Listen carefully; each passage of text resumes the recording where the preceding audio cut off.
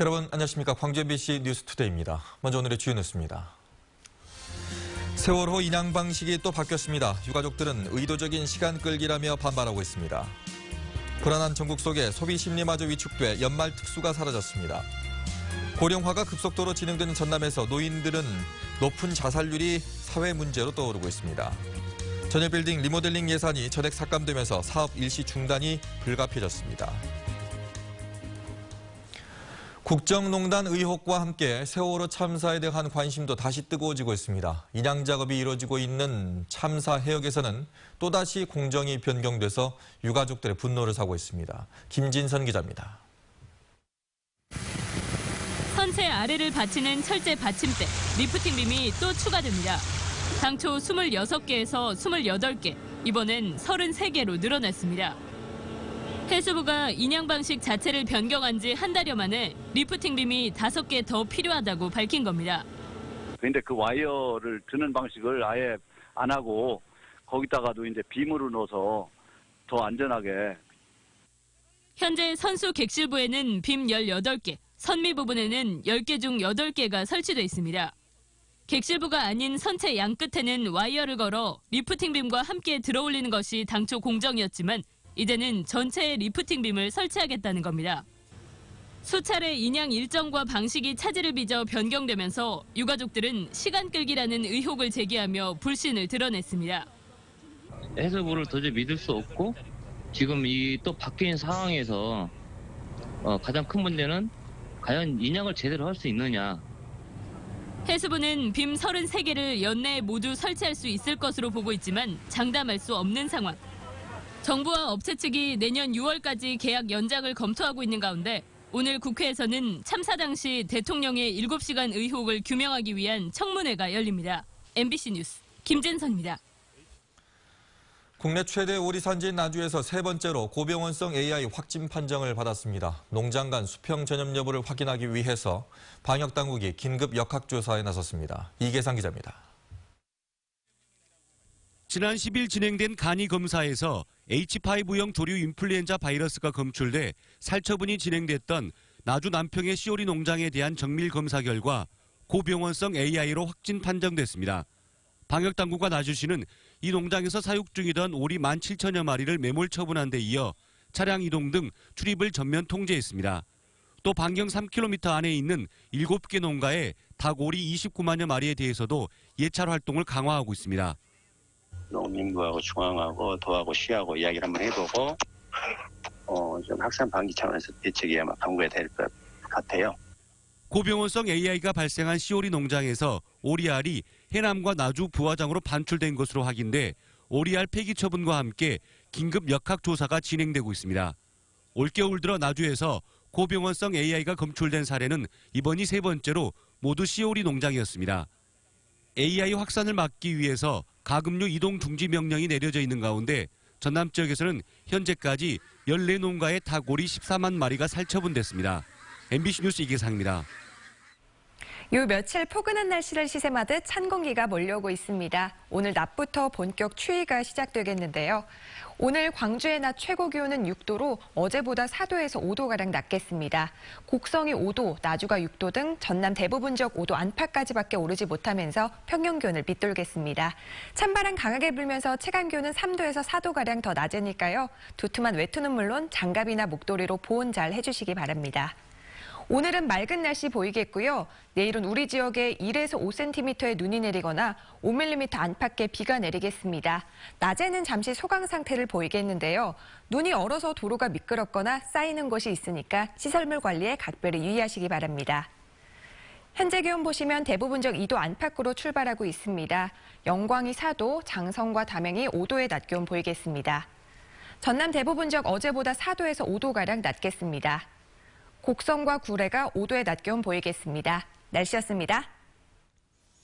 해마다 이맘때면 연말 모임도 많아지고 하면서 소비 심리가 일시적으로나마 살아나지만 올해는 전혀 그렇지가 않다고 합니다.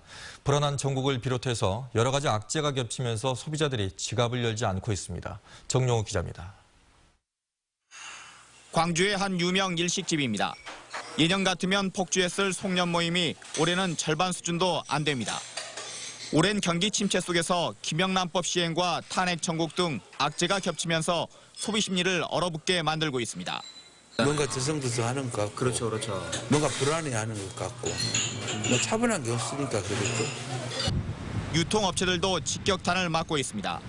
롯데백화점 광주점의 경우 11월과 연말 세일에서 지난해와 비교해 마이너스 2%의 실적을 기록했고 광주 지역 이마트 5곳도 지난달 매출이 5% 감소했습니다. 세일을 해도 지갑을 열지 않고 생필품조차 줄이고 있는 겁니다. 작년 같은 경우는 그냥 첫째 키우면서 뭐 그런 거 이렇게 사는데 그렇게 어려움을 못 느꼈는데 지금은 조금 많이 뭘 못 사겠더라고요. 실제로 지난달 광주의 소비자 심리지수는 90으로 전국 평균보다 5.8포인트나 낮았습니다.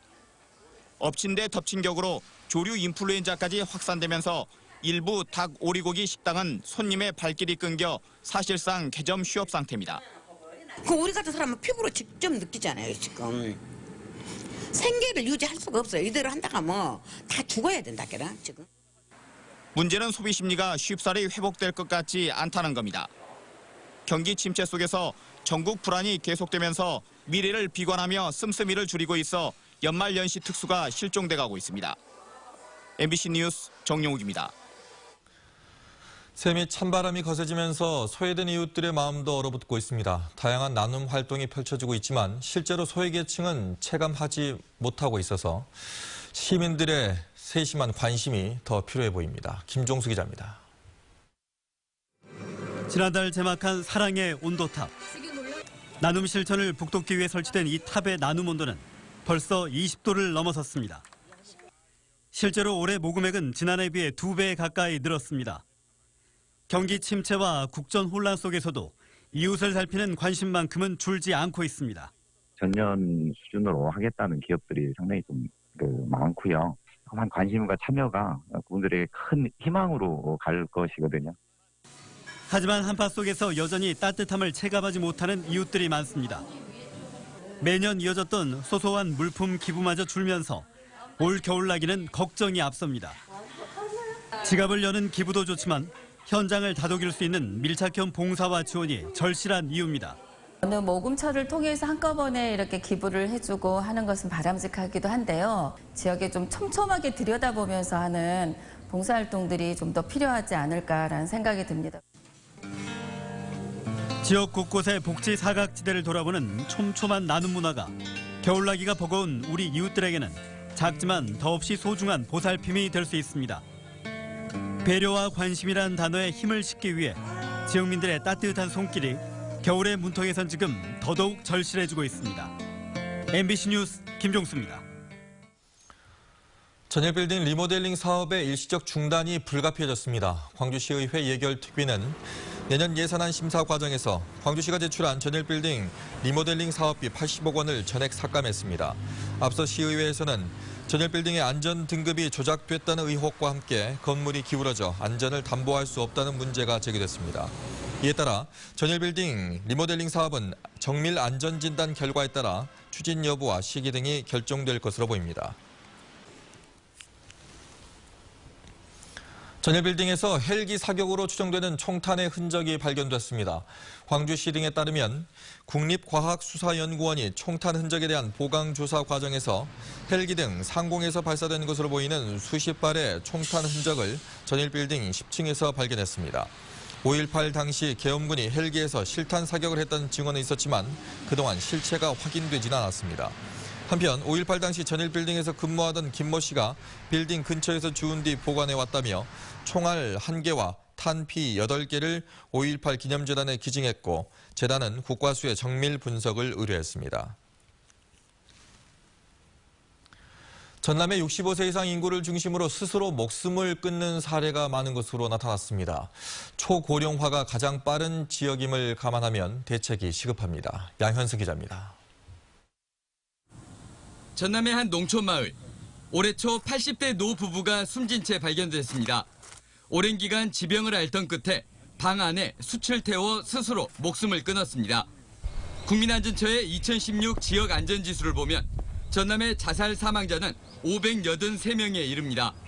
전국 8개 도단위 광역자치단체 가운데 유일하게 숫자가 늘었는데 38%가 65세 이상 고령층으로 가장 비율이 높았습니다. 전남의 인구 190만여 명 가운데 65세 이상 고령 인구는 20.5%로 전국에서 유일한 초고령 사회. 전체 노인의 30%는 혼자 살고 있습니다.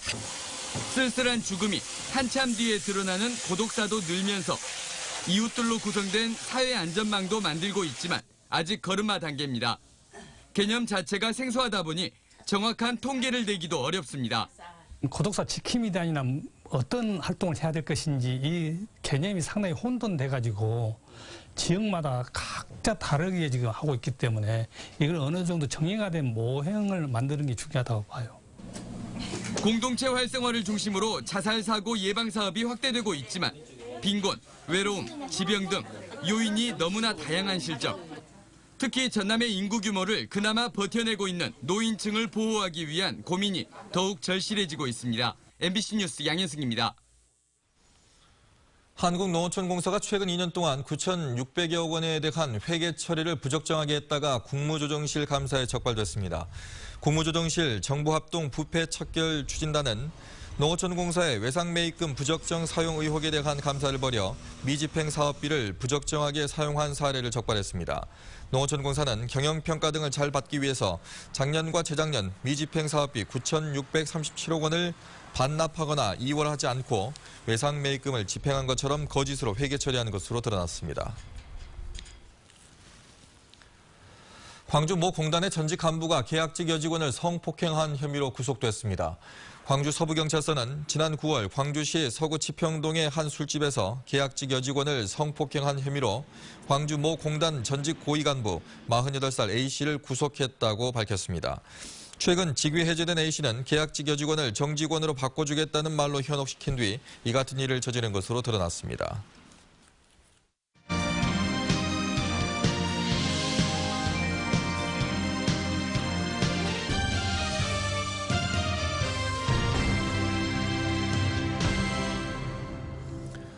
인구 15만의 소도시에 1년여 기간 사이에 대형 도서관 3곳이 잇따라 문을 엽니다. 광양시 얘긴데요. 교육청과 시 당국의 적극적인 투자와 독지가의 기부가 하나로 모인 결실입니다. 박광수 기자입니다. 책을 펼쳐놓은 듯 독특한 건물 구조가 눈에 띄는 광양시 중동의 공공도서관. 내부로 들어와 본 열람실의 모습은 더욱 특별합니다. 어느 책상에 앉아도 바깥 경관이 활짝 펼쳐지고 열람실은 마치 실내 놀이터나 집 거실을 옮겨놓은 듯합니다.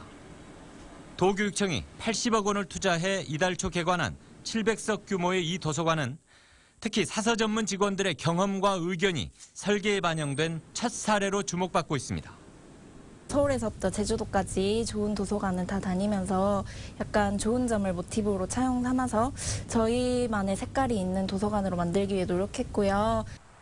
도서관의 사각지대였던 광양읍 용강리에는 300석 규모의 신설 시립도서관이 내년 초 공사를 시작합니다. 광양시가 26억 원의 자체 예산과 국비 13억 원을 확보해 내년 말까지 가족이 함께 찾는 도서관이라는 청사진을 구현할 예정입니다. 이에 앞서 이달 말 광양읍 사무소 인근에는 어린이 전문 도서관을 표방하는 희망도서관이 착공됩니다. 이곳은 지역의 한 독지가가 도서관을 만들어달라며 기탁한 30억 원이 건립의 종잣돈이 돼 그 의미가 더욱 특별합니다.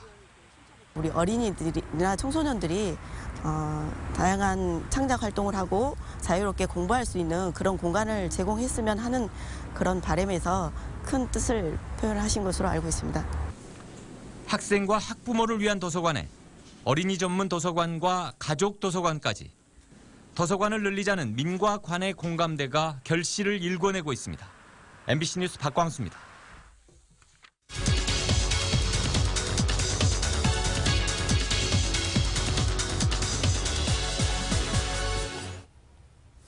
광주 문학의 100년 역사가 한 권의 책으로 나왔습니다. 어제 출판 기념회도 열렸는데요.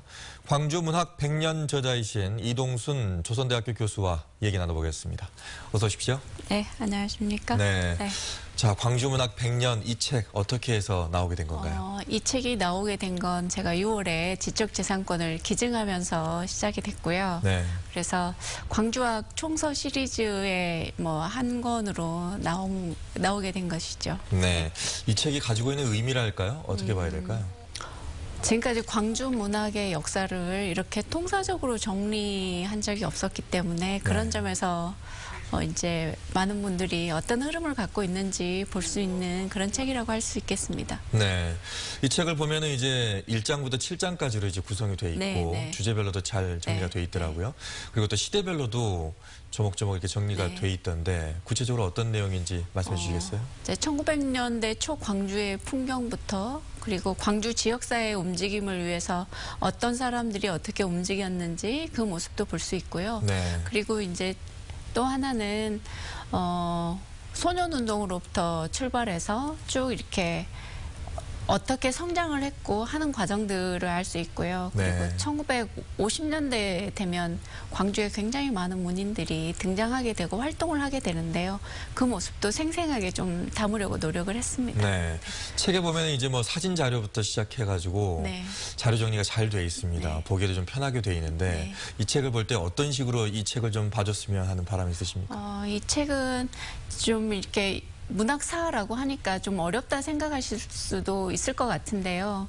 사실 그렇게 어렵거나 그러진 않고 특히 이제 재미있게 읽을 수 있는 부분은 1920년대, 30년대 동요를 쓴 시인 김태호 선생의 활동들 또 이제 우리가 잘 아는 강아지라든지 봄맞이 노래를 쓰신 분이기 때문에 이제 그분들이 어떻게 해서 이 동요를 쓰게 됐는지 그리고 1950년대 되면 광고 문예부 출신들이 고등학생으로부터 시인으로 성장하는 과정들이 아주 리얼하게 자세하게 정리되어 있거든요. 네. 그래서 그 부분을 읽으시면 좀 재밌지 않을까 싶습니다. 네.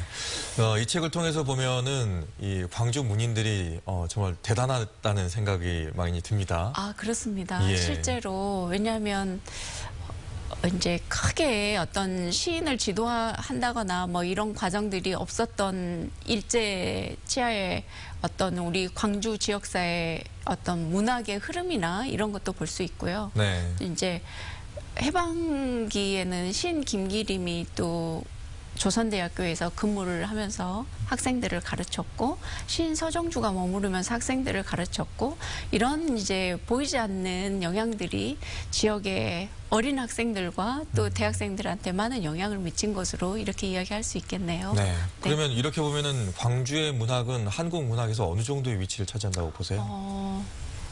단언컨대 네. 한국 현대문학의 중심지다라고 이야기할 수 있을 것 같습니다. 이건 비단 저의 주장만이 아니고 기존에 김동리 선생이나 조현현 선생, 광주를 빼면 이거 문학이 우리의 문학사의 중심이 없는 게 아닌가라고 이야기하신 부분이 있기 때문에 한국 현대문학의 중심이 바로 광주다 이렇게 이야기할 수 있겠습니다. 네. 자, 앞으로도 광주 문학에 대해서 계속해서 연구를 해 나가실 텐데 앞으로는 또 어떤 부분을 또 중점적으로 보실 예정이십니까? 이제 잠깐 언급드렸던 김태호 전집을 내년에 발간할 예정에 있습니다. 그리고 아직 조명되지 않은 작가들, 그 작품들을 일일이 개별적으로 찾아다니면서 또 정리할 것이고 또 그분들이 살았던 시대의 공시적인 연구도 같이 병행할 예정입니다. 네. 네. 아주 의미 있는 책을 지금 작업을 하신 것 같고요. 네. 또 이 책에 대한 지적재산권도 광주문화재단에 기증을 하신 걸로 네, 알고 그렇습니다. 있습니다. 여러모로 봤을 때 참 의미 있는 일을 하신 것 같습니다. 고맙습니다. 네. 나와주셔서 고맙고요. 네, 감사합니다.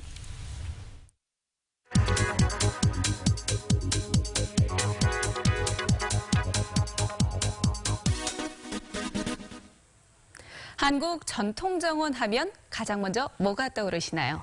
전라남도가 전국 15세 이상 1,300명을 대상으로 설문조사를 했는데요. 국민 10명 가운데 이렇게 4명 가까이가 담양 소세원을 꼽았습니다. 완도 부용동 정원과 강진 백운동 정원도 나란히 이렇게 4, 5위를 차지했습니다. 또한 응답자 대부분이 전남의 3대 정원 가운데 한 곳이라도 방문한 적이 있는 것으로 나타났습니다. 특히 담양 소세원은 응답자 70% 이상이 방문한 적이 있고요. 그리고 또 다시 방문하고 싶다고 이렇게 응답을 했습니다. 주변 경관과 아름다운 주어가 기억에 남았기 때문입니다. 하지만 정원 관리와 주변 자원과의 연계 그리고 체험 프로그램 부족은 보완해야 할 부분으로 지적이 됐습니다. 카드뉴스였습니다.